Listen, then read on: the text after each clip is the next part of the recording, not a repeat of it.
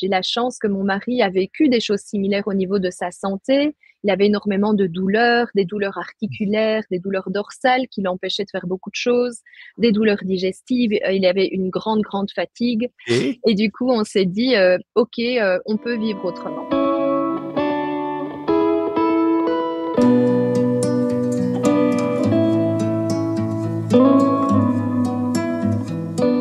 bonjour tout le monde, content de vous retrouver, content de retrouver la communauté qui grandit de jour en jour. On regarde toujours ça, Geneviève, Annie et moi, puis on est toujours émus et ça nous fait toujours plaisir de voir qu'il y a autant de gens là, qui cherchent à s'améliorer, à travailler sur eux, à grandir, grandir en conscience. Alors, c'est toujours encourageant. Merci tout le monde de faire ce travail-là parce qu'on est tous à la fois contributeurs et receveurs du climat qu'on crée par notre travail intérieur. Et puis, ce matin, vous avez sûrement remarqué que je ne suis pas seul. Alors, suite à nos dernières rencontres avec les étudiants, j'avais beaucoup de questions sur l'alimentation, puis évidemment, je mange bien, là, tu sais, j'ai des principes de base, mais je m'aventurerais vraiment pas à conseiller les gens. Et puis, j'ai immédiatement pensé à Delphine quand on a commencé à me poser des questions sur l'alimentation. J'aime inviter des gens qui ont expérimenté sur eux-mêmes leurs propositions, donc qui ont fait un certain travail. Vous allez découvrir mon amie Delphine qui a un parcours atypique qui lui a permis ce matin d'être avec nous pour nous donner des conseils sur la gestion du stress, la gestion des émotions, un changement intérieur, mais à partir de l'angle de l'alimentation. Donc, Delphine, c'est drôle de se parler dans un autre contexte, parce qu'on se connaît, on a vécu proche, on a été voisins, tiens, on va le dire comme ça. Alors, Delphine, je te laisse te présenter. Bonjour Gary, et puis bienvenue. Enfin, merci de me permettre de venir ici m'adresser à ta communauté et de partager sur ce sujet qui me tient extrêmement à cœur. En effet, j'ai un profil un petit peu atypique, un parcours un petit peu atypique. Donc, c'est vrai que je suis extrêmement consciente de l'importance de l'alimentation dans la gestion du stress et de comment se sentir vraiment bien dans son corps, bien dans sa tête. Donc moi, je m'appelle Delphine, vous l'aurez compris, j'ai 41 ans, j'ai 3 enfants et j'ai une carrière tout à fait classique en tant qu'employée, en tant que cadre dans des grosses institutions internationales. Et je me suis retrouvée il y a quelques années vraiment fatiguée, épuisée, stressée, le burn-out. Voilà, je ne m'attendais pas à ça, je ne pensais jamais que ça allait me tomber dessus. J'avais un profil vraiment très performant, de beaucoup travailler, de toujours être performant dans les différents domaines de ma vie. Je prenais soin de moi, je pensais bien manger, faire un minimum de sport. Bref, je pensais que tout allait bien jusqu'au jour où je n'allais pas si bien que ça. Et donc ça vous tombe un petit peu dessus. Et comme on en a déjà aussi discuté avec Gary, finalement, quand il nous arrive des épreuves comme ça remet un petit peu les choses en perspective. Ça chamboule vraiment notre vision des choses et on se pose les vraies questions à ce moment-là et on se dit, OK, j'ai tel âge, qu'est-ce que je veux vraiment avoir fait de ma vie, où je veux arriver, qu'est-ce que je veux avoir expérimenté, c'est quoi mes vraies valeurs, qu'est-ce qui est vraiment important pour moi. Est-ce que c'est des choses matérialistes, est-ce que c'est vraiment garder un rythme de vie comme ça un petit peu effréné, un petit peu de rat dans sa cage, qui tourne, qui Oui, tourne, qui tourne, autour.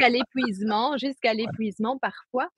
Ou est-ce qu'on a envie vraiment de pouvoir vraiment profiter, être là, être présent avec sa famille, être présent, juste vivre, être dans l'instant présent, en tout cas un maximum. Bien sûr, c'est jamais un état d'esprit à 100%.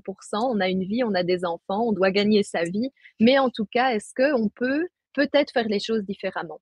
Et ça, pour moi, ça a été vraiment une belle opportunité. Donc, finalement, ce stress qui est devenu du stress chronique, qui est devenu un burn-out, ça a été cette magnifique opportunité finalement de me poser les vraies questions. En parallèle, j'ai la chance, je peux le dire quand même si quand on regarde les choses sur le moment, on ne se sent pas tellement chanceux, mais J'ai la chance que mon mari a vécu des choses similaires au niveau de sa santé. Il avait énormément de douleurs, des douleurs articulaires, des douleurs dorsales qui l'empêchaient de faire beaucoup de choses, des douleurs digestives. Il avait une grande, grande fatigue. Bref, beaucoup de petites choses qui, à 35-40 ans, bah, ça nous paraissait déjà assez handicapant. Et quand on se projetait un petit peu, et autour de nous aussi, on a eu des cas aussi de cancer dans la famille. Donc, OK. on se projette un petit peu à quelques 10, 15, 20 ans au bout du chemin professionnel et on se dit, OK, mais qu'est-ce qui nous attend quand on aura enfin le temps? Et Ouais. là, ça a fait un grand non dans notre cœur, on peut le dire. OK. Et du coup, on s'est dit, «OK, on peut vivre autrement». Donc on a commencé tout un cheminement, donc professionnellement, bah, vous l'aurez compris, donc moi j'étais dans un chemin classique plutôt corporate, et j'avais fait des études, de commerce, et donc je me suis retrouvée en fait à faire des études pour devenir naturopathe. Donc je suis, Oui. aujourd'hui, naturopathe et professeure de yoga. Et pour moi, ça a été vraiment, beh, la manière de vraiment à prendre soin de moi correctement et globalement. Donc tout Et ça nous a menés quelques années plus tard à tout quitter pour aller, nous installer, au soleil à l'étranger et commencer, un nouveau chemin de vie, et c'est là qu'on s'est rencontrés, Gary. ben oui, ben oui. Écoute, moi, j'ai été un peu témoin de la transformation, hein, et puis, et c'est ce qui a fait que j'ai eu le goût de t'inviter, hein, Mmh. à nous parler parce que tu l'as vécu. C'est pas juste pour toi des concepts théoriques. Ça a été difficile pour toi. Il y a eu probablement des, expansions, contractions. Il y a eu probablement des moments de doute. Il y a eu probablement des moments où c'était pas très clair comment tu allais, offrir ce service-là. Tu sais, comment je vais en vivre? Donc Oui. mais ce qui m'intéresse, c'est aujourd'hui. Tu sais, si on fait à vol d'oiseau, là, si tu Oui. avais à comparer maintenant, parce qu'en plus, tu fais ce changement-là pas seul, tu le fais Mmh. en accompagnant une famille. Tout à fait, tout à fait. Ouais. Aujourd'hui, comment tu qualifierais ta transformation? Écoute, aujourd'hui, je suis, extrêmement dans la gratitude. Mmh. Hem, on vit une vie qui est pleinement alignée avec nos valeurs. Donc aujourd'hui, moi, je suis, naturopathe, je suis, coach, donc j'accompagne des personnes justement à faire ce chemin de transformation, à prendre soin, de leur corps physique, mais aussi de leur énergie, hein. Énergie, c'est toujours, la santé dans la globalité évidemment. Et on peut dire vraiment, est-ce que je regrette quoi que ce soit? Non, absolument pas. Est-ce que le chemin a été facile tous les jours? Non, pas du tout. Mais quand on a vraiment au fond de soi, ce grand cri qui dit, «Non, il y a autre chose et c'est cette autre chose qu'on veut» et qu'on travaille pour le faire, ça se travaille tous les jours. Gary, tu le sais effectivement, il faut pouvoir, faire en sorte que son rêve se réalise et aussi, trouver un petit peu sa mission. Donc moi, c'est vrai que c'est ça qui est arrivé aussi, c'est de me dire: «OK, moi j'ai fait ce chemin, j'ai fait cette transformation». Je vois tellement de choses autour de moi, je vois beaucoup de personnes qui sont dans le même état que moi j'étais, à l'époque, ou qui sont sur le chemin ou qui sont même plus loin sur le chemin et donc moi, ce qui me tient vraiment à cœur maintenant, c'est de partager justement aussi cette expérience et de voir des vies changer, se transformer, et de savoir qu'on peut contribuer, bah, justement à ça et à rendre, le monde un petit peu, différent et un peu plus aligné et un peu, plus basé sur ces belles valeurs de cœur. Voilà. Ah, c'est beau, c'est beau. C'est le fun de te voir, tu es lumineuse, tu es énergisante, puis, c'est motivant juste de t'entendre. Mmh. Parce qu'on contacte, hein, ta vibration, on contacte l'état que tu partages avec tes clients. Heu, moi, Delphine, tu le sais, mon dada, c'est le stress, l'anxiété, les émotions Mmh. négatives et puis, pour moi, c'est devenu l'ennemi public numéro un. Est-ce que tu constates que dans l'alimentation, particulièrement aussi, on pourrait, faire peut-être une petite parenthèse où tu me parleras avec tes enfants parce que tu as fait ce changement-là avec tes Ouais. enfants. Tu sais, puis on le voit là, de plus en plus, on parle d'hyperactivité, de troubles anxieux chez les jeunes. Moi, ça me préoccupe énormément et comment tu quelqu'un comme moi là, qui vient te rencontrer là, puis qui te dit là: «J'en peux plus, je suis à bout Mmh. là». Ça serait quoi la 1re étape que tu aborderais avec quelqu'un comme moi? Ouais. Beh, écoute, c'est vraiment, vraiment très simple. C'est vraiment déjà de partir du principe que tes habitudes de vie ont créé petit à petit des déséquilibres qui sont installés et que chaque jour, avec chaque acte que tu poses, tu vas soit entretenir, soit aggraver, soit améliorer. Mais il y a toujours un chemin qui est possible et on peut toujours changer les choses. Mais je pense que ce qui est, vraiment marquant aujourd'hui, c'est que la plupart des gens n'ont aucune idée de l'impact et des conséquences, des gestes qu'elles ont au quotidien. Oui, l'alimentation, très évidemment, très certainement, parce que c'est un facteur majeur pour notre santé mentale et physique, d'accord? Donc, heu, quand quelqu'un vient me voir, ben, moi, je commence évidemment par faire un petit peu l'état des lieux. Donc, on fait vraiment un état des lieux. On se dit: «OK, c'est quoi les déséquilibres aujourd'hui que tu as dans ta santé?» Et on ne peut pas, dissocier, en tout cas, de mon expérience, tu sais que la santé d'un individu, elle est globale. Donc, c'est ça un petit peu aussi la difficulté. Souvent, lorsqu'on a un burn-out, ou qu'on a du stress, on apprend des techniques de gestion du stress et c'est super. Mais le stress peut effectivement venir d'ailleurs parfois ou être aggravé par d'autres facteurs qui sont plutôt physiologiques à ce moment-là. On peut penser effectivement à ce qu'on mange, nos sensibilités alimentaires, l'état de notre système digestif intestinal. J'en parlerai un petit peu après pour faire un peu des liens, mais c'est vraiment de comprendre déjà ça, où on en est aujourd'hui et donc comment, parce que quand on a quelqu'un qui est stressé et qui a du stress chronique, ça veut dire quoi avoir du stress chronique et de l'anxiété? L'anxiété, ça veut dire qu'on n'a même pas besoin d'un facteur déclencheur. Mmh. L'anxiété est présente.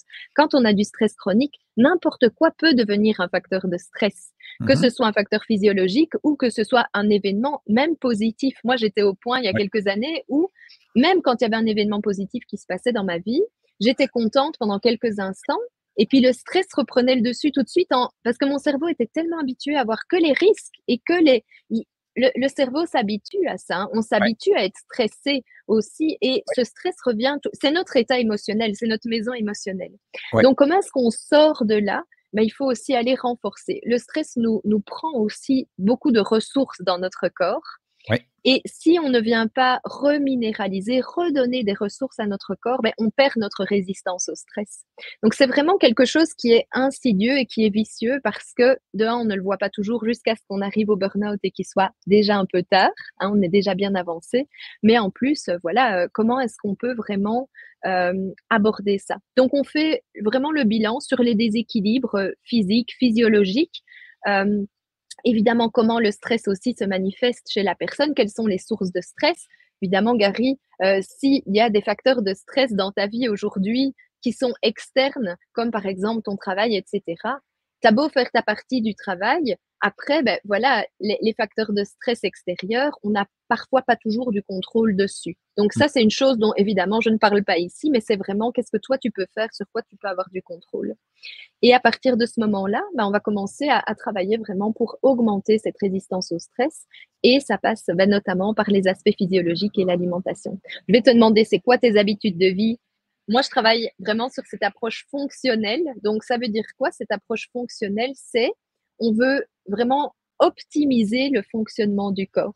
Tu vois? OK. Donc, on doit régulariser des déséquilibres physiques, physiologiques et optimiser même pour que ton corps fonctionne le mieux possible. Si ton corps fonctionne le mieux possible, ben, ta sérénité, ton bien-être va augmenter, ton stress va diminuer, tout ça va se régulariser. Tu vois? Donc c'est vraiment cette démarche fonctionnelle qu'on veut aborder puis, mettre en place. Donc tu pas adepte de nous sortir tout de suite la liste d'épicerie là, de qu'est-ce qu'on doit plus manger puis, Exact. Tu as tout compris. Moi, je ne me méfie rien de plus que les super aliments, toutes les baguettes magiques que tu peux imaginer qui vont te régler tous tes problèmes en une minute. Moi, je suis très adepte de rendre les gens autonomes, de reprendre la main sur leur santé et de vraiment savoir que moi, je voudrais vraiment que les gens retiennent un principe fondamental. Ceux qui nous écoutent, c'est que ça ne doit pas être compliqué de prendre soin de sa santé. Ça peut être très, très simple Et si on parle d'alimentation notamment, à partir de maintenant, si vous voulez bien manger, bien prendre soin de vous, ça ne doit pas vous prendre 2-3 heures par jour. Non, moi, je n'ai pas le temps de faire ça. Je suis une maman de 3 enfants qui travaille, donc c'est impossible. Il faut que ce soit simple, il faut que ce soit facile, il faut que ce soit pratique pour que ce soit des habitudes durables. OK. C'est ça. Puis mais tu sais, moi, tu sais, j'achète ton approche parce que moi aussi, on a des enfants, puis on travaille, puis Mmh. la vie va vite, hein, puis c'est une Oui, des choses qu'on veut ralentir, mais si tu m'ajoutes, ben déjà, ça va être difficile. Si en plus, on est déjà souvent dans la contrainte, hein, puis là, tu me rajoutes des contraintes, ben moi, c'est certain que je vais décrocher. au contraire, parce OK, que très souvent, bon, moi aujourd'hui, vraiment, c'est vrai que je fais des accompagnements individuels. Donc, je disais, je suis naturopathe, mais je suis aussi, et parfois j'ai même envie de dire, avant tout, je suis une coach. OK, Pourquoi? Ça veut dire quoi? Ça veut dire que dans toute transformation, dans tout changement, il y a une partie de mindset qui est très, très présente. Et je préfère parler de mindset plutôt que d'émotion, parce que c'est vraiment tout ce qui, consciemment ou inconsciemment, vont aller t'empêcher, vont provoquer cet autosabotage et t'empêcher de changer. Tu sais, Gary, tu sais depuis toujours, je suis sûre que, par exemple, manger des produits trop sucrés n'est pas bon pour toi. Est-ce que ça veut dire pour autant que c'est très facile pour toi? Je prends ton exemple, je ne sais pas quelles sont tes habitudes par rapport au sucre, mais peu importe.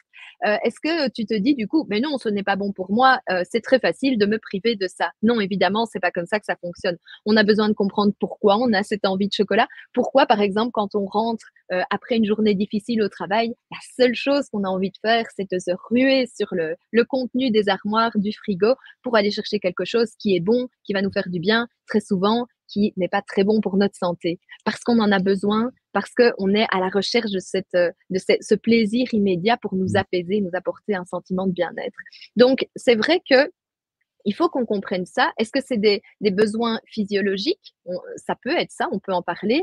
Est-ce que c'est des comportements qui sont là depuis l'enfance? Parce que toujours, on a été se réconforter ouais, par la nourriture et qu'on a cette relation de, on appelle ça parfois la nourriture doudou. Hein, c'est vraiment ouais, son doudou qu'on a quand on est petit. Est-ce que c'est ça? Est-ce que c'est encore plus inconscient? Et donc, on doit aller débloquer ça.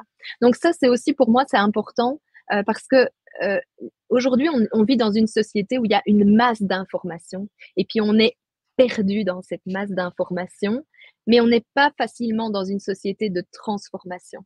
ouais, Et Gary, tu le dis aussi, je pense assez souvent, la transformation, elle vient par le passage à l'action. ouais, Tout ce qui t'empêche de passer à l'action, ouais, ben, t'empêche de te transformer et d'atteindre tes objectifs. Donc, ouais, pour moi, c'est ça qui est vraiment important de pouvoir se dire, c'est pas parce que je sais ce que je dois faire que je le fais, et ouais. donc que ça transforme ma vie. Moi, je dis à mes clients: «Savoir et ne pas faire, ce n'est pas savoir». Exactement. Et tu as parfaitement raison. Aujourd'hui, on a tellement d'informations que c'est difficile de trouver qu'est-ce qui est vrai pour moi. Ouais. Et ce qui est important là-dedans, c'est qu'est-ce qui est vrai pour moi. Si tu m'avais parlé, v'là simplement quelques mois de couper le sucre, ah, j'en mange pas tant que ça. Puis, tu sais, c'est facile d'avoir un discours de justification, hein. Ouais. Ah, c'est pas le bon moment pour moi, c'est pas. C'est drôle parce que Cédric, là-dessus, sans le savoir, m'a beaucoup influencé. Et puis, j'ai commencé à réduire et à noter. Juste le fait de noter à chaque fois que j'en prenais, et puis je peux te raconter une petite anecdote là-dessus, puis, j'avais un client que c'est un fabricant de sucre. C'est une compagnie de sucre et j'avais l'impression de pas tant en manger que ça. Fait que je dis à mon client à un moment donné, je dis: «Vous devez bien voir vos ventes réduire». J'ai dit: «Tu sais, on en parle tellement de l'effet du sucre, puis que c'est Mmh. addictif et cetera». Il part à rire, Ah Delphine, il oui. part à rire. Il dit: «Ben, mes plus grands clients, c'est les producteurs de pâtes alimentaires, c'est les producteurs de pain, c'est les Ouais. producteurs de nourriture transformée». Ouais. Hey, quand j'ai entendu ça, là, il a fallu que je commence à regarder. Non, non, je dis que je mange du sucre parce que j'ai mangé de la crème glacée ou du chocolat, mais C'est ça, c'est ça. Mais c'est vraiment intéressant ce que tu dis, Gary, parce que ça, c'est vraiment une grosse, grosse problématique. Allez, je vais te dire, 90% des personnes qui viennent me voir et qui veulent travailler avec moi me disent, mais j'ai déjà de bonnes habitudes, mais parce qu'elles ne se rendent pas compte de ce qui Mmh. existe. Et c'est vrai, tu as raison, je pense que aujourd'hui, la consommation de sucre pour un individu pour rester en bonne santé, ça devrait être de 25 grammes maximum. Ça, c'est les normes de l'OMS, je crois. Je pense qu'on tourne aux environs des 100 grammes par jour par individu en Occident. 4 fois plus que ce qui est bon pour la santé, parce qu'il y a des sucres cachés partout et comme tu viens de le dire, dans tout ce qui est transformé, dans les pâtes, dans le pain, et on ne pense pas qu'on mange quelque chose de sucré, mais pourtant c'est la réalité. Donc on est sans cesse exposé à ça, et ça c'est vraiment aussi quelque chose que je vois très souvent, c'est on se dit que si c'est en grande surface et si c'est autorisé, c'est que c'est pas mauvais en tout cas pour la santé, ou pas trop mauvais. Ça c'est la première chose.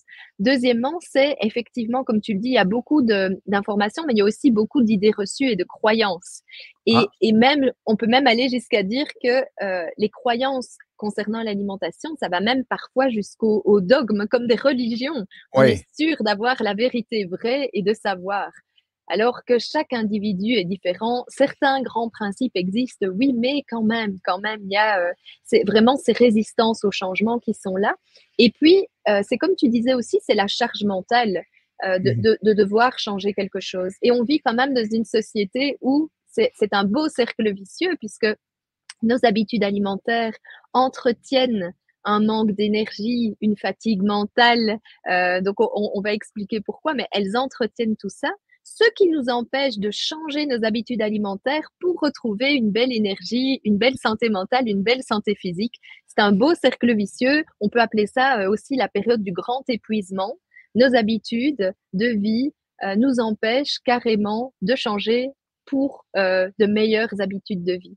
Donc c'est vrai que c'est vraiment quelque chose qui est très, très présent dans notre société, c'est comment arriver à faire de bons choix alors que les choix qui sont facilement accessibles Mmh. ne sont pas tellement bons pour nous. Est-ce que c'est impossible ou est-ce qu'il faut commencer à passer énormément de temps par jour pour arriver à bien manger? Non, non plus. Oui, mais complètement, mais c'est pour ça que l'enjeu aussi, quand on commence à se transformer, c'est vraiment aussi de savoir par quoi tu commences pour récupérer le plus vite possible de l'énergie. Ah, OK. Et ce OK. regain d'énergie qui va te permettre de continuer ton chemin, tu vois? OK. OK. Donc ça c'est aussi vraiment hyper important. Tu vois, tout à l'heure, je disais, que, ben, moi je suis très, pour une approche fonctionnelle, donc de respect et d'optimisation du fonctionnement du corps.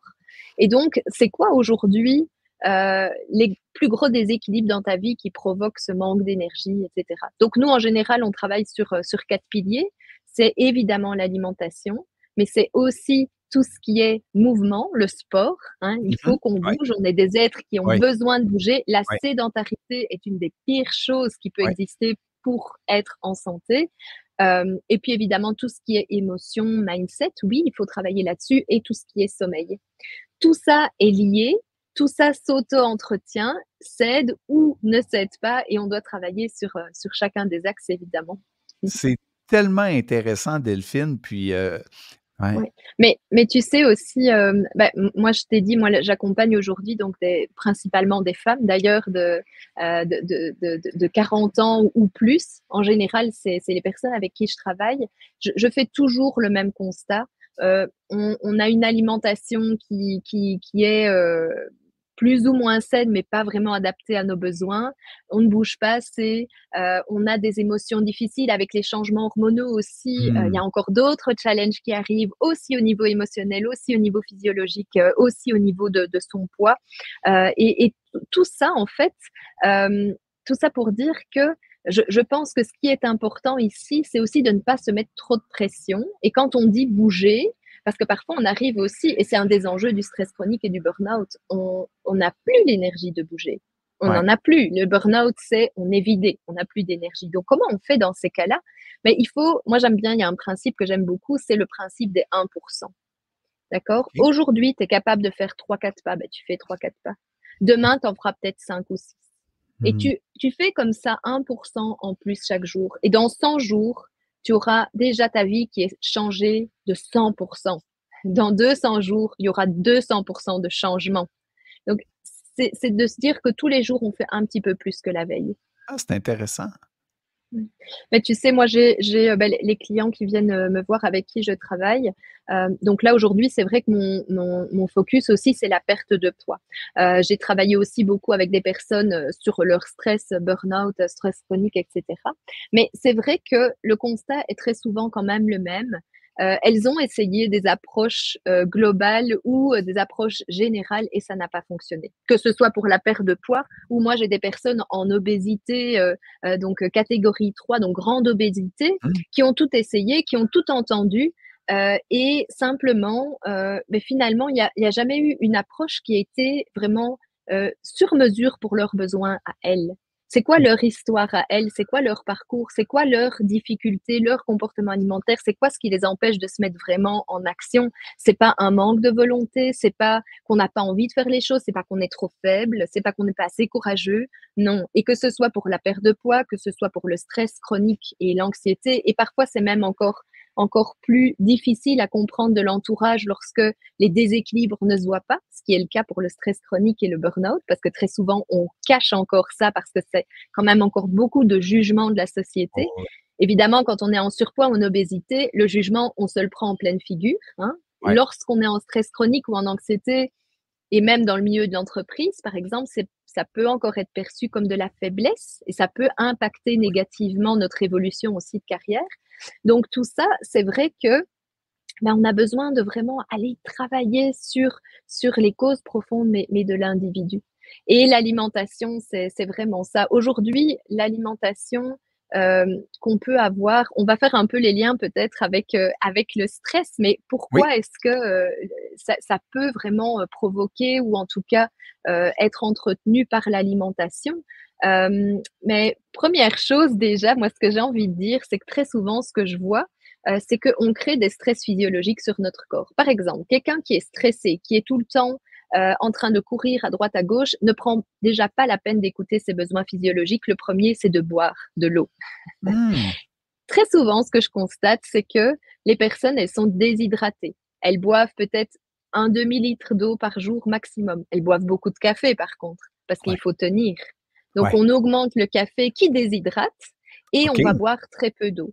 Donc déjà, ton corps, il est en stress physiologique. Exactement, santé. Il est en stress physiologique et quand on a un organisme dont le système nerveux est déjà hyper sollicité, le moindre stress supplémentaire, comme par exemple le manque d'eau, mais évidemment, ça n'aide pas. Évidemment, c'est un stress en plus que le corps doit gérer. Donc déjà, commencer par boire de l'eau suffisamment. On voit Mmh. déjà une différence au niveau de l'énergie, on voit une différence au niveau de la concentration et on voit une différence au niveau de son niveau de stress et de son anxiété. C'est intéressant ça que la plupart des gens, sont déshydratés. Alors déjà, tu peux commencer déjà 1,5 litre minimum, ce serait déjà bien. Après, en fonction de ton activité, 1,5 litre, 2 litres, ce serait déjà bien. Ça veut dire quoi finalement? Ça veut dire, beh, tu essayes de boire, un petit verre là, toutes les heures, par exemple, tu vois? Ah, Voilà, OK. c'est pas si compliqué de le faire. Le truc souvent, c'est qu'on me dit: «Mais moi, j'ai pas soif». Mais oui, parce que tu es déshydraté, donc tu n'as plus la sensation de soif. Et quand Mmh. tu vas recommencer à boire, bah, tu vas retrouver cette sensation de soif qui va revenir.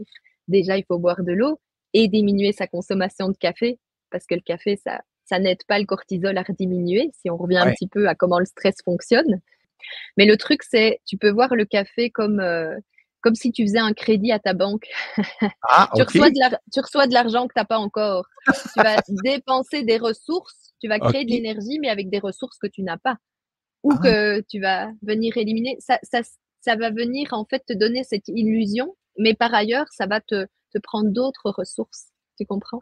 Donc tu ah, peux vraiment voir le café comme ça. Sur le moment, c'est bien et je ne suis pas anti-café. Je pense qu'on peut, comme tout, je suis pas pour les excès ni dans un sens ni dans l'autre, les OK. interdictions complètes.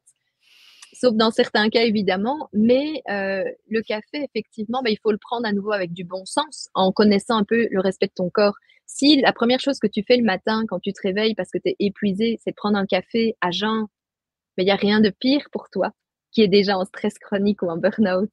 Parce que oui, ça va te donner un petit coup de boost, mais probablement, si tu es en stress chronique, ton taux de cortisol, il est déjà très haut. Le cortisol, c'est l'hormone du stress.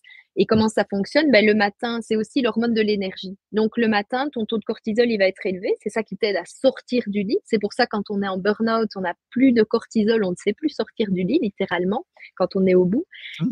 Donc, on va avoir le taux de cortisol qui est élevé et au cours de la journée, il va diminuer comme ça. D'accord? Et ça, c'est Mmh. normal. Si tu as une journée de vacances où tu n'as pas beaucoup de stress, ça fait ça. Si tu as une journée au travail qui est très, très stressante, ça va faire comme ça. Puis des petits pics comme ça. Ouais. Mais OK. l'idéal, quand ça fonctionne bien, c'est que ça revient toujours à son taux le plus bas le soir pour que tu puisses t'endormir facilement et puis bien dormir. Lorsque tu es stressé de manière régulière et puis chronique, ton taux de cortisol, il va avoir du mal. Il est tellement en train de faire des pics comme ça, il n'arrive plus vraiment à redescendre, tu vois. Donc le Mmh. soir, tu vas avoir des difficultés pour t'endormir. Le matin, tu vas te réveiller peut-être vers 4-5 heures du matin parce que ton taux de cortisol est trop haut. Et donc, c'est comme ça que les problèmes de sommeil sont aussi liés aux problèmes de stress. Et ton café le matin, ben, ça va empêcher ça va pas aider ton cortisol à redescendre suffisamment, si tu veux, d'accord? OK. Sans compter que c'est acidifiant pour ton organisme, donc au niveau de ta digestion, c'est pas non plus, terrible et c'est ça que je dis, tu vas, en quelque sorte consommer des ressources que tu n'as pas vraiment. C'est une aide, mais ça a d'autres impacts à plus long terme qui ne sont pas terribles pour ta santé. C'est toute qu'une prise de conscience, hein? Le café, l'eau, Donc ça, c'est vraiment, oui, qu'est-ce c'est qu'on pas des peut choses boire? difficiles, là, c'est pas des choses Non, difficiles. non, Ah, non, non, tout à c'est fait. mais ça, j'aime ça. Moi, ça me parle, ça me parle. Moi, tu sais que je suis un bon consommateur de café. Fait que tu vois, là, ça me fait prendre conscience, là, puis Ouais. souvent, j'aime ça à jeun. C'est ça. Idéalement, vraiment, ton café, c'est, en tout cas, pas dans la première heure de ton réveil, hein, et puis idéalement pendant ton petit déjeuner ou après. Voilà, Ah, c'est ça. Donc en tout cas, le matin, ça en tout cas, c'est mieux pour ta santé, et ça va en tout cas avoir moins d'impact et tu peux garder du coup ce côté, plaisir aussi, de la boisson chaude le matin, voilà, OK. Mais c'est ça. écoute, c'est, à parler avec toi, puis je ne sais pas pour nos auditeurs, mais ça me fait prendre conscience à quel point je connais pas ça. Tu vois, hein, c'est 2 petites choses très simples qui, j'en suis convaincu, vont déjà faire une différence dans mon énergie dans la journée. C'est fou, hein? Clairement. C'est les premiers changements qui prennent vraiment très, très peu d'énergie à changer et qui ont déjà un petit résultat. Maintenant, si on revient vraiment au cœur de l'alimentation et de l'impact de l'alimentation sur notre santé, il y a quand même une thématique et un mot que j'ai pas encore prononcé, mais qui est vraiment, vraiment, très important, c'est le mot inflammation. OK. D'accord. Donc l'inflammation, tout le monde sait à peu près ce que c'est. Tu t'es déjà coupé, tu t'es déjà fait une entorse, c'est enflammé, c'est rouge, c'est gonflé, c'est douloureux. D'accord. Donc ça, c'est l'inflammation ponctuelle, occasionnelle.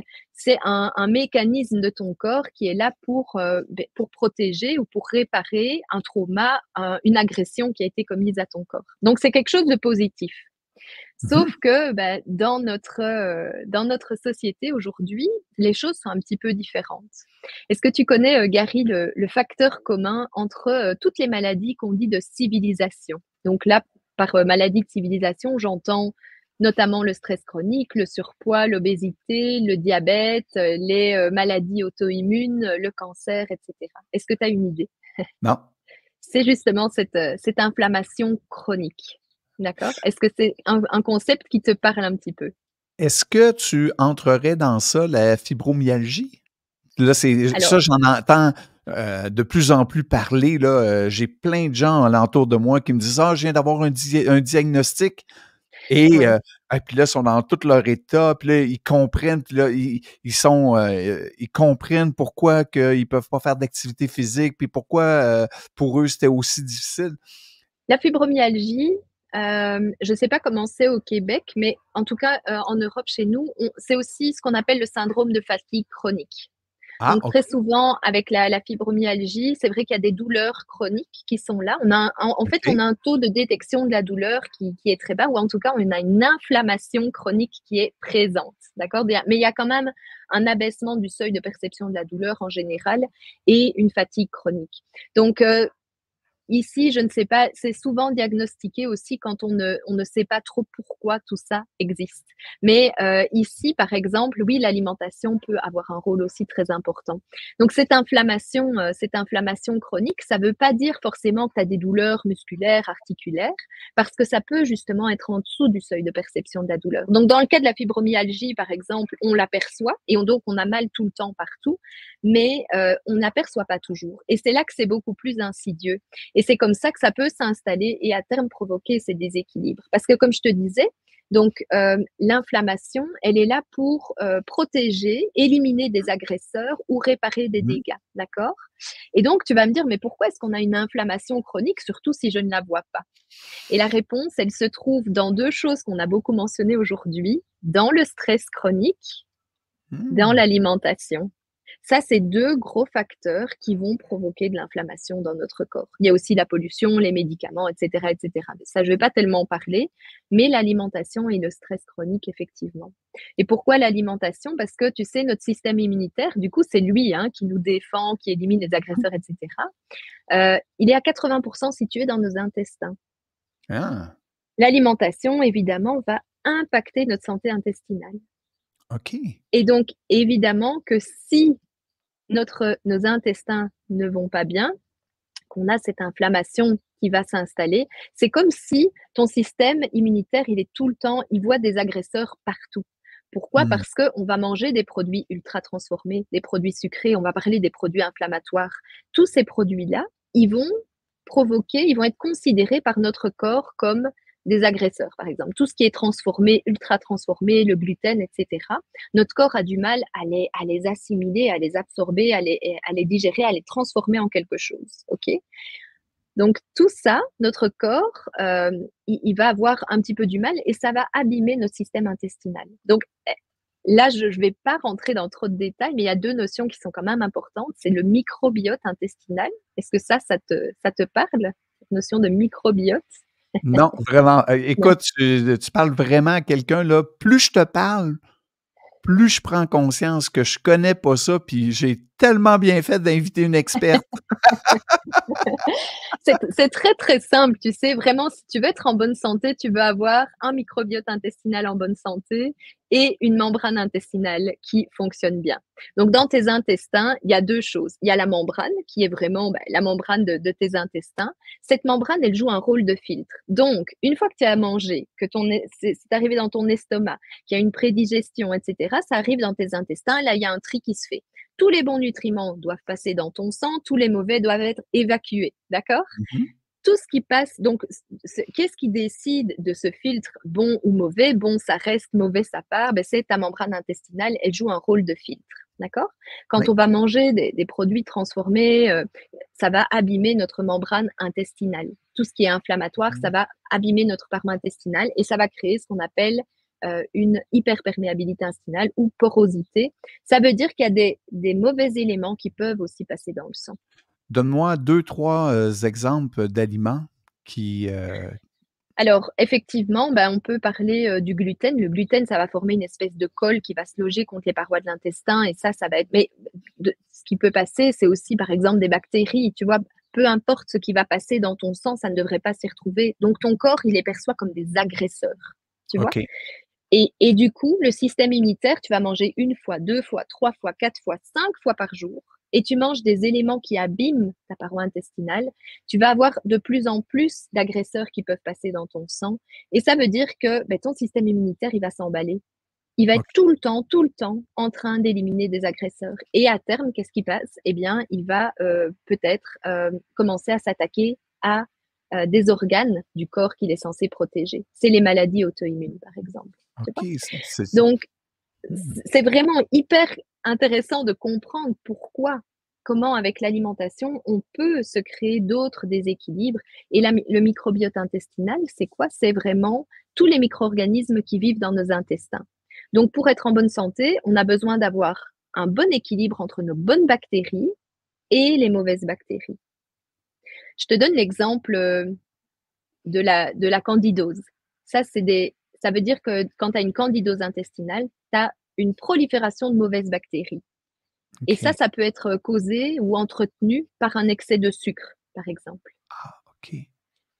Pour revenir au stress, c'est prouvé aussi que certaines candidoses peuvent accentuer, générer le stress chronique et l'anxiété. Et parfois, simplement en éliminant cette candidose, mais tu n'es plus stressé. Tu retrouves ta Wow! sérénité.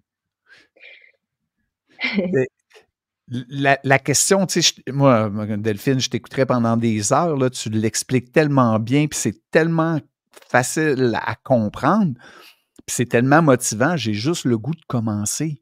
Tu sais, tu me suis? Donc là, OK, à midi, là, qu'est-ce que je peux faire qui déjà va favoriser ce que tu me présentes là? Ouais. Alors, si tu veux bien, on commence par le matin. Parce que pour moi, si on veut commencer quelque part, c'est par les petits déjeuners, OK, plutôt que le repas de midi. OK. Si on Puis commence déjà par ça, c'est déjà super.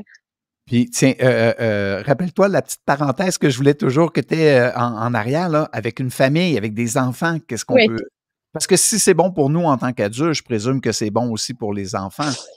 Clairement, clairement. Justement, pour les petits déjeuners, je vais t'expliquer et puis ça va être OK, vraiment hyper intéressant de comprendre comment on peut aussi, avoir un impact sur le comportement, toute la journée, des enfants aussi. Donc, OK. si tu veux commencer ta journée vraiment de la meilleure manière possible pour bien prendre soin de ta santé, d'accord? Donc la première chose que tu veux faire au petit déjeuner, c'est de consommer des protéines et des bons gras. Donc traditionnellement, on a tendance à consommer plutôt, en tout cas en Europe, un petit déjeuner à base de glucides, donc du pain, de la confiture, des viennoiseries, voilà, des choses comme ça. Et ça, qu'est-ce que ça va faire? Ben, oui, ça va nourrir beaucoup nos mauvaises bactéries, ça va entretenir un état inflammatoire, on a bien compris. Ça va nous donner un coup de boost d'énergie, donc ça va monter comme ça. Et puis après, on va être très, très fatigué, on va avoir très, très faim. Et on va jouer comme ça toute la journée à cause de la glycémie. Je ne vais pas rentrer là-dedans, mais ça, c'est vraiment quelque chose qu'on veut éviter. D'accord? Parce que toute la journée, on va devoir lutter contre ces variations d'énergie. Le matin, si on veut vraiment commencer par quelque chose de bien, ben, il faut consommer des protéines. OK. Parce que les protéines contiennent des acides aminés et ces acides aminés vont être les briques de construction, par exemple, de la dopamine. Ça, c'est Oui, l'hormone de la motivation, de la oui. concentration. Euh, Ça va nous donner de l'énergie pour tenir toute la matinée et ça va nous aider à fabriquer de la sérotonine qui est l'hormone du bien-être et de la détente. Mmh. Donc, tu vois, si tu commences par un bon petit déjeuner le matin, ben, toute la matinée, et tes enfants, c'est pareil, à l'école, ils vont être plus concentrés, ils vont Mmh. être plus alertes, ils vont être plus motivés aussi, donc à écouter, une petite araignée qui descend, à écouter à l'école, à être bien posés. Ils n'auront pas ces fringales, cette baisse d'énergie qui va les faire un petit peu gigoter ou cette envie de sucre qui va arriver. Et en plus, ils vont se sentir beaucoup mieux dans leur peau, beaucoup plus détendus. OK. Dis-moi, protéines, des exemples d'aliments riches en protéines, viande, œufs? Alors, Là, je oui, comprends qu'il y en le a qui plus, sont, anti, protéines animales. Ben, donne-nous des exemples dans les 2 animales et non animales, peut-être? oui, tout à fait. Alors, ben, souvent, le plus facile avec le quoi on peut commencer, c'est des œufs. Tu vois, on Mmh. peut déjà commencer par des œufs, un œuf, deux œufs, trois œufs. Il y a à peu près 7 grammes de protéines dans un œuf. Donc, on peut en consommer deux ou trois le matin et ça fait déjà un apport de protéines qui va déjà nous aider. Avec des bons gras, hein, parce que ça aussi, ça va être important. Tu sais, tout à l'heure, j'ai mentionné la sérotonine, la Mmh. dopamine. Ça, c'est des hormones, c'est des petits messagers chimiques qui se baladent dans notre corps. Et pour qu'ils puissent bien fonctionner dans notre corps et bien se transmettre, on a aussi besoin de bons gras. On a besoin d'oméga 3. Si ça te parle, je ne sais pas si Oui, ça te parle, mais on a besoin de bons gras, oui, effectivement, pour pouvoir être sûr que ben, la machine fonctionne bien. Donc le matin, par exemple, ben, c'est vrai que tu pourrais consommer, par exemple, quelques noix, des oléagineux, tu sais, des avocats, voilà, des choses comme ça qui vont être une source de bons gras. On peut aussi mentionner des petits poissons gras, mais c'est pas très très facile au départ de les intégrer le matin au petit déjeuner, sauf pour certains, mais c'est moins dans notre culture. En tout cas, au c'est Québec, ça. des poissons le matin, c'est pas dans notre culture. Tout à fait, tout à fait. Mais donc voilà, commencer déjà par par des œufs avec des avocats, par exemple, et avec déjà ça, c'est déjà pas mal du tout pour se dire, ben voilà, on teste, tu sais. Yogourt? Yogourt le matin? Alors, donc on revient à l'alimentation anti-inflammatoire. Et on revient aussi au principe, ce qu'on appelle les trois grands criminels dans l'alimentation anti-inflammatoire, d'accord? Le premier, je l'ai déjà un peu mentionné, c'est le gluten. Le gluten parce que ça va abîmer au niveau de la membrane intestinale. Donc on a compris, c'est pas l'idéal, même quand on n'est pas allergique ou intolérant. On note vraiment des changements au niveau digestif et un meilleur confort digestif et une amélioration de la membrane intestinale et de la santé en général. Donc ça, c'est le premier. Le deuxième, c'est Ah, les produits laitiers modernes, on va dire. OK, Modernes. Ouais. OK. Le problème des produits laitiers modernes, c'est que c'est pas le même lait que nos grands-parents consommaient. Il y a énormément de produits, de résidus de produits chimiques, d'antibiotiques. Parfois, il y a énormément de choses que notre corps ne reconnaît pas forcément. Et donc ça, à nouveau, ben, c'est plutôt inflammatoire. Donc ça, on OK. aurait plutôt tendance à éviter aussi. OK, donc est-ce que j'aurais avantage à prendre, des yogourts, exemple, de soya ou de C'est ça, de ouais. noix, d'amandes, Plutôt etc.? d'origine végétale, tout à fait, OK, au lait de coco, voilà, ou en tout cas sans lactose, le lactose étant quand même assez inflammatoire. Donc voilà, on peut aussi prendre comme première alternative, hein, quand on se dit, OK, je veux déjà faire une première étape, on ne veut pas trop changer le goût, ben voilà, sans lactose, notamment pour les enfants, c'est plus facile aussi de commencer OK. par ça. Maintenant, dans les yaourts, il n'y a pas énormément de protéines non plus, tu vois. Ah, OK. Donc, pour moi, c'est pas la meilleure source de protéines. Je préfère aller vers effectivement des protéines animales où là, on a des bonnes quantités de protéines ou végétales, mais plutôt que dans les produits laitiers. Avec des noix, par exemple. Alors, là aussi, un petit peu de protéines, mais pas tant que ça, quoi, non plus. OK. D'accord? Donc après, c'est vrai que maintenant, ben, on a quand même un grand choix de protéines en poudre, etc., qui peuvent aider pour complémenter. Mais à nouveau, un des grands principes de l'alimentation anti-inflammatoire, qui est cette alimentation anti-stress, on peut l'appeler, parce que vraiment, pour moi, c'est la même chose, c'est les mêmes principes, de se dire, on veut du brut, on veut des aliments bruts, tu vois? On veut aller vers des Tout vrais ce qui produits. est tout ce qui est le plus proche de la nature possible. C'est ça que tu veux dire par brut? C'est ça. Oui. OK, Éviter tout ce qui est transformé. Tu l'as dit OK. toi-même, dans la plupart des produits transformés, qu'on trouve quoi? Bah, du sucre. Le sucre, c'est le troisième grand ennemi d'une alimentation santé. Tu le sais, tu l'as déjà mentionné aussi, parce que ça nourrit nos mauvaises bactéries, ça crée OK. un déséquilibre au niveau de notre microbiote. Et ça peut vraiment bah, voilà, contribuer à cette non-santé intestinale. C'est très addictif. Ça va avoir beaucoup d'impact sur notre santé. Donc, le sucre est inflammatoire. Le OK. sucre, on peut dire, nourrit les mauvaises bactéries, les mauvaises cellules, tout ce qu'on ne veut pas voir proliférer. Et dans les produits transformés, ben, on en trouve énormément.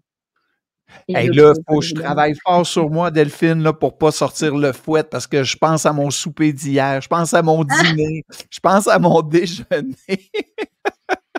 Mais en même écoute, temps, je me Gary, dis: c'est... Oui, «Faut le savoir. Si je le sais oui, pas, je peux pas changer».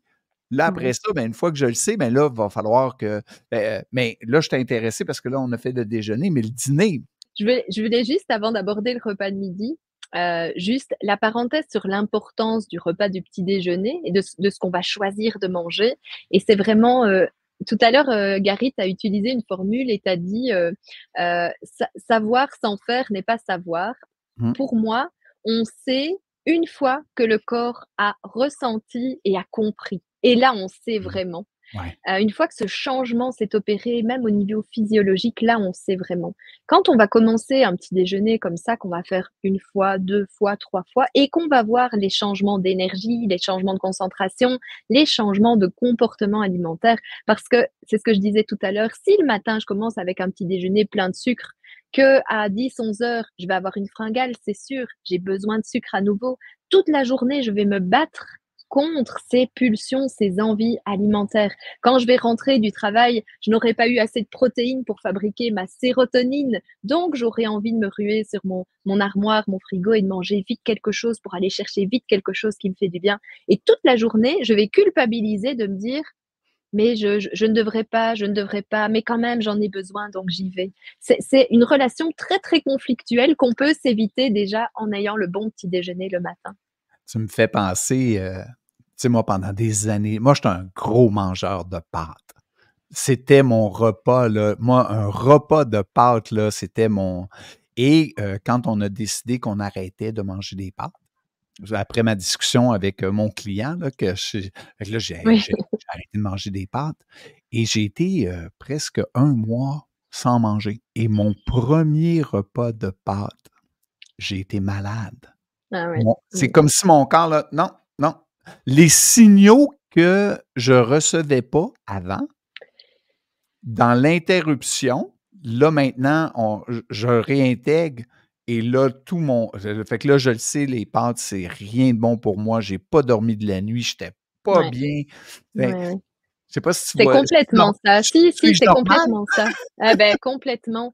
Tu sais, c'est toujours l'exemple que je donne avec le gluten. Moi, je sais qu'on est très attaché justement aux pâtes, au pain. C'est Mmh, vraiment des choses et dans les biscuits qu'on trouve. On trouve du gluten ouais, dans, je pense que c'est 70 des produits agri-alimentaires aujourd'hui. C'est énorme et donc en fait, quand on l'arrête et moi je conseille vraiment d'arrêter 2 semaines pour voir la OK. différence et on voit ce que ça fait. Souvent, c'est moins de maux de tête, plus de ballonnement, plus de ventre gonflé, Mmh, c'est ce que tu dis, hein, des difficultés à digérer, la nuit, tu as pas dormi. Mais au niveau des douleurs, tu sais, on parlait de fibromyalgie, tout à l'heure et des douleurs chroniques de manière générale. Je peux donner l'exemple de Cédric, donc mon mari, lui, il avait des douleurs, chroniques terribles au dos. On lui avait conseillé à 35 ans de se faire opérer, enlever une partie de la colonne vertébrale pour enlever 2 vertèbres et lui mettre une partie, bionique. Avec l'alimentation, il n'a plus aucune douleur. Avec le changement qu'on a fait, il n'a plus de douleur. Il n'a pas eu besoin de cette opération. Et aujourd'hui, si il fait un écart de gluten, hein, une fois, ça va. 2 fois, 3 fois, il recommence à avoir mal au dos.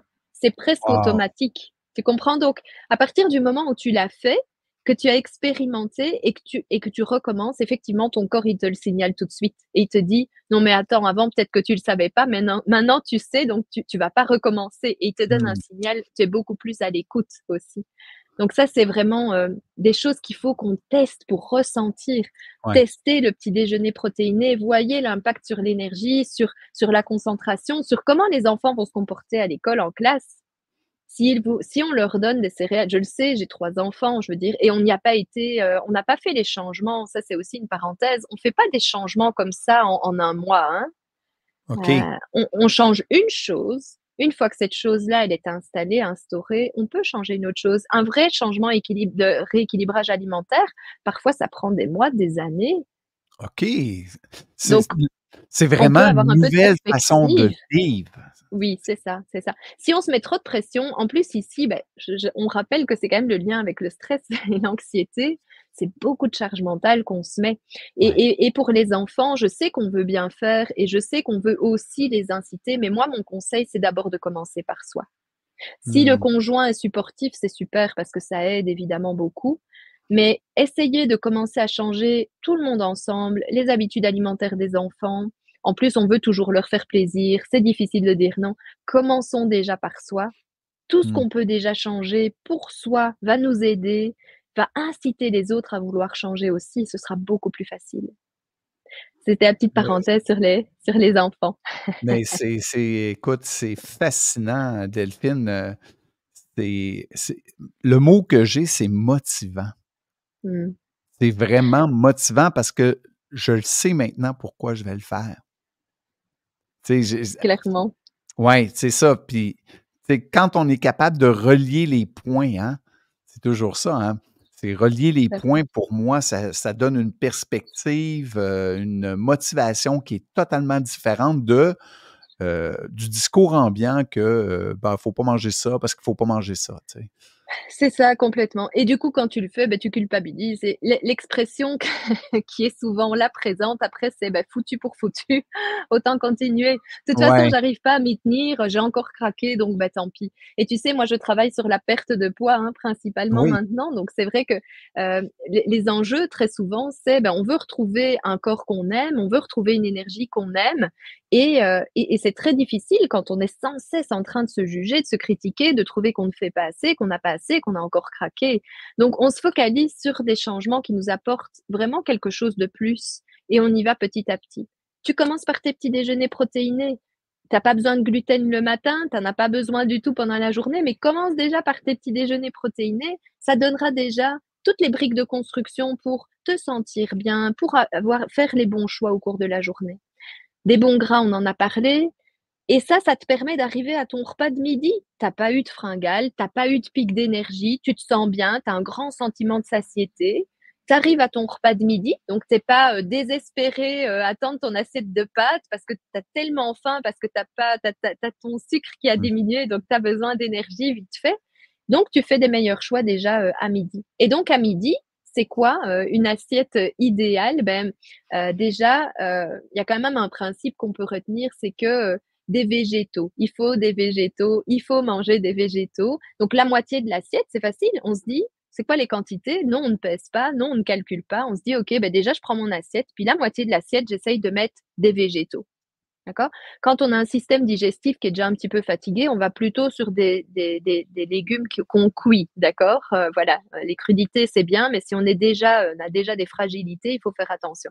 Donc on va sur des végétaux, des protéines, on revient à nos protéines, mais on a besoin de protéines, je ne le dirai jamais assez. 99 des gens que je suis ne mangent pas assez de protéines et pour les femmes, c'est encore pire. incroyable, incroyable. Sérieux là, ça pour moi là, c'est une révélation, ce matin. Des protéines. Il faut des protéines, c'est les briques de construction de tes tissus, de tes muscles, mais aussi, je le répète à nouveau, de tes neurotransmetteurs. OK. Si tu n'as pas ça, tu n'as pas suffisamment de matériaux de construction pour te sentir bien, pour te sentir en forme. Pour les femmes, hein, pour te donner un exemple, parce que je t'ai dit, moi j'accompagne les femmes de plus de 40 ans en général, à partir de 40 ans, on dit qu'on perd 1% de notre masse musculaire par an. Si tu n'as pas déjà une grande masse musculaire à 40 ans, 10 ans après, tu as 10% de moins. 20 ans après, donc 60 ans, c'est jeune 60 ans, tu as 20% de moins. Et donc, ce qui se passe que à long terme, avec l'âge, tu te retrouves avec des personnes qui ne sont plus capables de porter leur sac de course, plus capables de monter l'escalier, plus capables de bouger, de vivre seules, tout simplement parce qu'il y a une fonte de la masse musculaire. Pourquoi? Parce que on ne donne pas la nourriture à nos muscles dès l'âge de 30, 40 ans, peu importe. Incroyable. Donc protéines, protéines au repas. Dans mes 3 repas, ça prend des protéines. Alors oui, mais principalement le matin et le midi, d'accord? OK. Le soir, j'ai tendance à dire qu'on OK. Parfois, ça peut engendrer des troubles de sommeil si on a déjà des troubles du sommeil, donc c'est mieux moi je dis toujours, il faut déjà viser au moins le matin et le midi. Le soir, c'est plutôt optionnel et si on revient à ce qui est inflammatoire, parce qu'on parle de protéines, mais ça veut dire quoi? Peu importe ses convictions, protéines animales, végétales, oui, mais alors il y a quand même ce qui est inflammatoire, c'est quand même la viande rouge, la charcuterie, c'est transformé et cetera. La viande rouge, c'est aussi inflammatoire, donc plutôt, des volailles, du poisson, voilà, des choses comme ça qui vont être, plutôt lean, hein, pour notre corps aussi et qui vont être faciles ou plus faciles à digérer, c'est ça. OK. Puis au souper? Et bien le souper, écoute, si tu as déjà, très, très bien mangé le matin au petit déjeuner parce que tu as mangé tes protéines, tes bons gras et peut-être déjà un peu de végétaux, que le midi tu as fait ton assiette de végétaux, de protéines avec un peu de féculents, hein, on a besoin quand même, d'énergie aussi, le soir en fait, tu vas voir que déjà l'après-midi, tu auras, déjà, beaucoup moins faim. Puis tu vas arriver au repas du soir et tu auras aussi beaucoup moins faim déjà. Donc là, on va plutôt sur, quelque chose de léger, plutôt des végétaux, plutôt, voilà, des soupes, des salades, des choses comme ça, qui sont plutôt légères pour ton système digestif. Ce qui va te permettre de bien dormir, d'avoir une bonne nuit, ce qui va te permettre d'avoir plus d'énergie le matin et ton cercle vertueux est engagé. Wow! Écoute, c'est tellement culturel notre rapport à l'alimentation.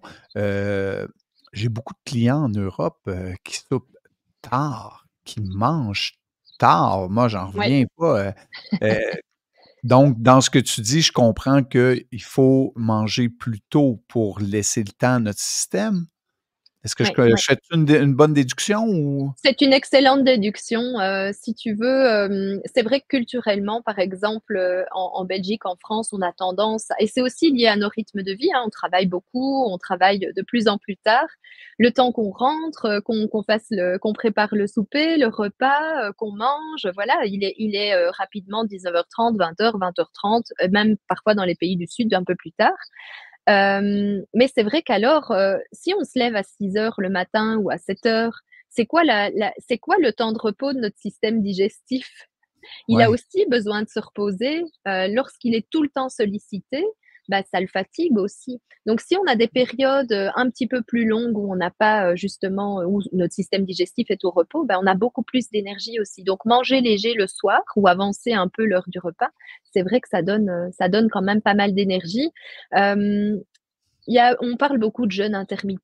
Il y a beaucoup de choses qu'on dit. Moi, je ne suis pas en faveur du jeûne intermittent d'office, surtout quand on a déjà un organisme qui est stressé, qui est fatigué, qui est épuisé. D'accord? OK. Ce que je constate très souvent, c'est qu'on ne mange pas suffisamment. Donc, quand je dis on ne mange pas suffisamment, on ne mange pas suffisamment de bonnes choses. Tu as compris que je parlais notamment des protéines, mais notamment aussi de végétaux, d'antioxydants, de fibres et tout ça. En général, on ne mange pas suffisamment. D'accord? Ah, Donc, si déjà tu ne manges pas suffisamment, mais en plus tu décides de sauter un repas, ben, tu n'auras jamais ta quantité de protéines suffisante, tu n'auras jamais ta quantité de fibres et de bons gras suffisants. Tu comprends? OK, Donc, ce que oui. tu es en train de faire, c'est que tu fatigues. Tu sais, c'est pour ça une approche pour tout le monde, Non, ça ne fonctionne pas. ouais. Peut-être que quand tu seras ceinture noire de ton alimentation anti-inflammatoire et que tu auras tout bien en place, tu pourras faire un jeûne intermittent parce que tu sais que tu as assez aux autres repas. Mais sinon, il faut pas se dire, pour être en bonne santé, je dois jeûner absolument. Non, ça c'est, voilà. C'est de là l'importance de ton accompagnement que tu fais avec les gens où c'est personnel. En passant, je vais mettre, pour tout le Mhm. monde ton adresse, YouTube. Tu as aussi, on peut te trouver aussi sur, Facebook? Oui, sur Facebook, je partage beaucoup sur Facebook de manière quotidienne. Et moi, ce que j'aime beaucoup partager, oui, c'est des prises de conscience, mais Mmh. c'est aussi des histoires de transformation. Donc, Oui. j'aime bien qu'on puisse se projeter et se dire, OK, il faut pas être vraiment c'est toutes des personnes normales qui peuvent prendre soin de leur santé physique et mentale. On ne doit pas avoir fait des études de naturopathie, par exemple. C'est pas parce que moi j'ai fait ce chemin-là que voilà, on n'a pas besoin de faire ça. On peut déjà faire des choses simples qui peuvent déjà nous changer Ouais. la vie. Puis on n'est pas obligé d'attendre un drame.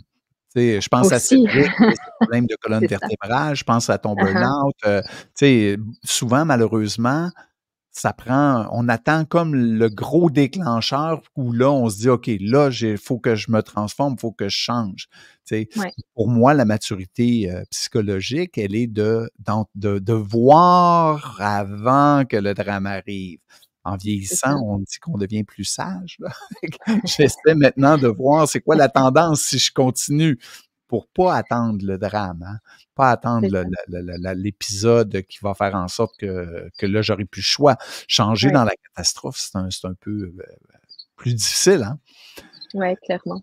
C'est tellement fascinant, j'en parlerais pendant des heures, écoute, hem, si tu avais une conclusion que tu Ouais. dirais à nos gens, là, heu, qu'est-ce que tu aurais le goût de leur dire? Ton cri du cœur, là, par rapport au stress, à l'alimentation, puis à notre santé globale, hein, dans le fond, aux gens. Moi, j'aurais envie de dire vraiment, il n'y a pas de fatalité Mmh. et les solutions sont souvent plus simples qu'on ne croit.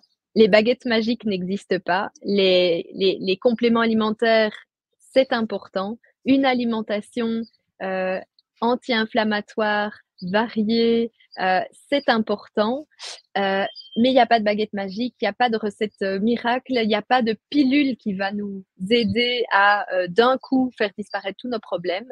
Il faut faire un petit changement à la fois, adopter cette alimentation anti-inflammatoire, commencer par des petits déjeuners protéinés, commencer par réduire, éliminer le gluten, le sucre, les produits laitiers, oui, les produits transformés, l'alcool aussi, on n'en a pas parlé, mais évidemment, et favoriser tout ce qui peut vraiment être bon pour notre santé intestinale. Donc tout ce qui est vrai, qui est brut, et pas besoin d'être un grand chef cuisinier Mmh. pour moi, je suis pas une grande chef, je passe pas des heures dans ma cuisine, ça doit être simple, ça doit être efficace, mais c'est ça.